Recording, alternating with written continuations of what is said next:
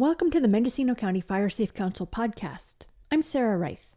We hope this series will inform, empower, and mobilize you to take the steps you need to survive and thrive in our wildfire-prone environment. The Grange fire, which broke out in Boonville on July 25th, highlighted some major infrastructure needs in terms of disaster response, namely power and water. PG&E was knocked out, telecommunications were spotty, and the local radio station, which was in the evacuation zone, went off the air due to damaged equipment. Anderson Valley Fire Chief Andres Avila said the 90-acre fire was a stark reminder of local vulnerabilities as wildfires across the state devour hundreds of thousands of acres. Water was one of our major challenges that we ran up against, which daylights our Achilles heel to larger fires that might happen in the area if we get something that we see statewide. We know park fires going on. That's very huge. But if something happens that's 200, 500, or 1,000 acres, how are we going to deal with that?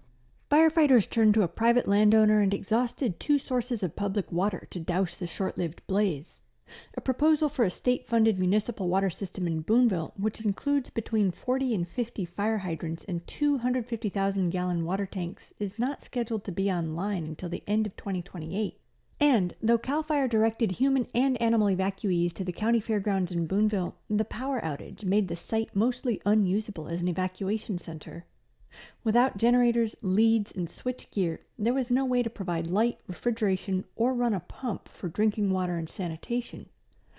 Outbuildings on properties in the heart of the fire were lost, and one family lost their home. Agricultural business losses are unknown at this point. No deaths or injuries were reported. The cause is still under investigation, but it may have been ignited by sparks from a vehicle hauling a badly hitched-up trailer. Avila said the fire broke out during a drawdown situation, as CAL FIRE, which has jurisdiction in the area, was initially battling a blaze in Lake County. That left volunteer firefighters on the scene for hours until CAL FIRE was able to provide heavy equipment and aircraft, which lay down retardant lines. Avila said that even though resources were stretched thin, other departments and private equipment operators also took part in the regional mutual aid system. Mutual aid is just what it sounds like. In this case, volunteer firefighters from around the county shared their resources with the community that was experiencing a disaster. But all the departments are operating with a bare minimum of equipment, from engines to personal protective gear. If they're going to keep helping each other, they need more of everything. More people, more resources, and an adequate staging ground for the large-scale emergency that's just about inevitable in rural, fire-prone California.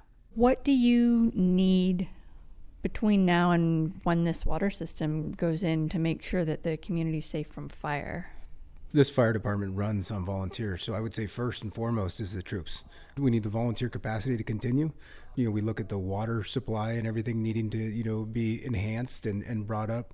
We need apparatus, and things of that nature that are aging and difficult. We really need to have the fairgrounds invested into. This is an area that I really want to make sure that people recognize. We can do fire suppression, we can adjust, but one thing that's been forgotten is the fairgrounds as far as, when people get sent there. Is it ready to bring in 100, 200 people? And can we do the flushing of the toilets as we talked about earlier?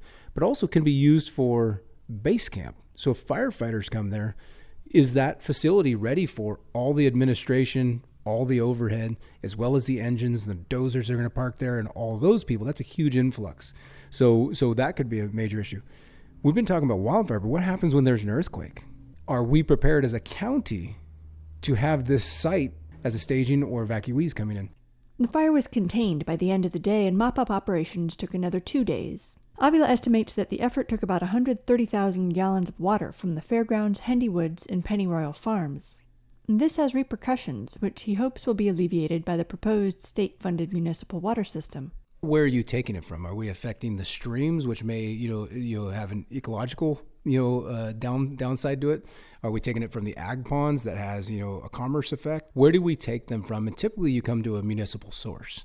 What we went to was the fairgrounds. They've always been a great source for us. But as we drew down that tank, we also drew down their domestic supply where people were evacuating to. So we drew our attention to getting water of Hendy Woods, which has a 100,000 gallon tank. Over the next day, by the next evening, that was drawn down completely to a foot at the bottom of that tank. We luckily were able to get a local ranch, Penny Royal Farm, donated some water to us to finish up the following day.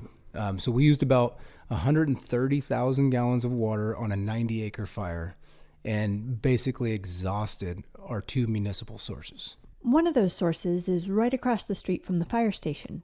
The Mendocino County Fair and Apple Show will celebrate its 100th year on September 13th through the 15th.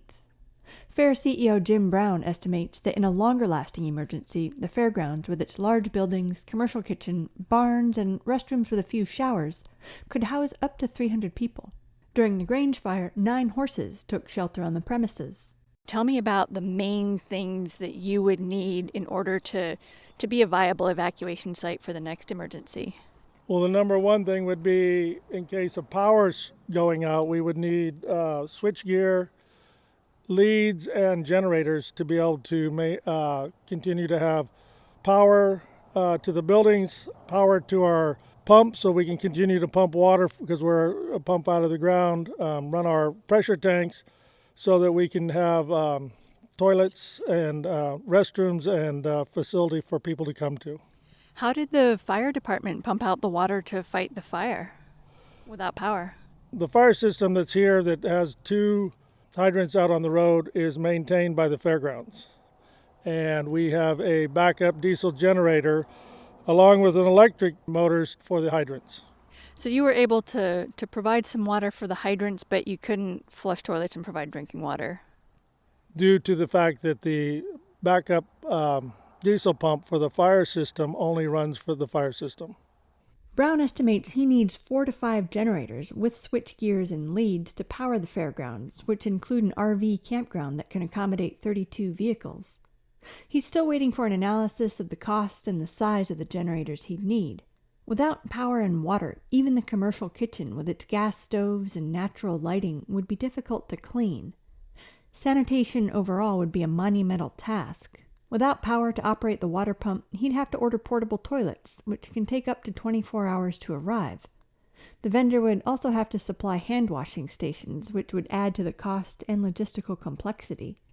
During the Grange fire, there was one location that was available for some needs. The Anderson Valley Grange, which has a propane-powered generator, was able to provide bathrooms, battery packs for those with medical needs, and a place for people to rest, charge devices, and go online. Val Hanelt, the chair of the Anderson Valley Community Services District, is looking ahead for a long-term solution with the municipal water system. It's been in the works since 2013, and she says it's in a watershed moment right now, with construction planning expected to be completed next year.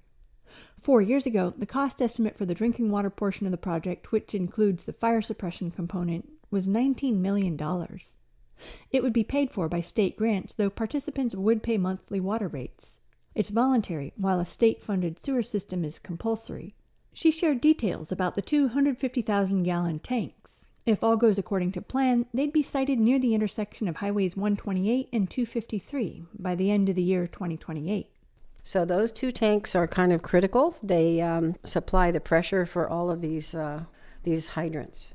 So the hydrants system goes from Hudsall. There's one at each end of Hudsall. Then it goes all the way down through town, the side streets, Hale Street, all of the Lambert Lane area, back of the fairgrounds.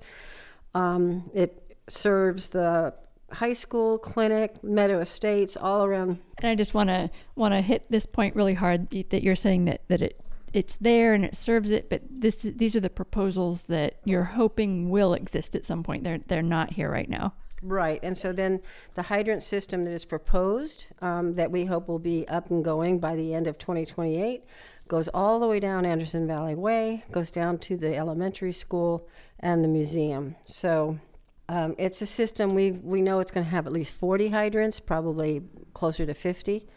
There are about 240 parcels in the area of the water project, which is supposed to go forward as long as a majority of parcel owners do not object. One supporter is Avila, the fire chief. We've been doing firefighting in this area without the system for quite a while, and we've been dodging the bullet. So we can either bank on dodging the bullet, which is not a wise idea, or start planning for the future, because this small fire is showing us what's going to happen down the road, and we need to be prepared. We're the leaders here. We need to say, here's an issue, here's a weakness, how do we address it? So this is the next step, is how do we implement this so we have a plan and we have a better chance of success in the future. Thanks for tuning in to the Mendocino County Fire Safe Council podcast. Mendocino County is currently updating its Community Wildfire Protection Plan. If you support any of the ideas you heard today, you can share your thoughts with the consultants in charge of the update. If you'd like to see the county fairgrounds in Boonville get an upgrade so it can be used as an evacuation center, or you want water security in Anderson Valley, you can request that support for those improvements is included in the updated plan by emailing jaden.peterson@swca.com. Keep an eye on our website for more information about how to collaborate on updating the plan. You can learn more about the Fire Safe mission, events, and opportunities to improve fire safety at firesafemendocino.org.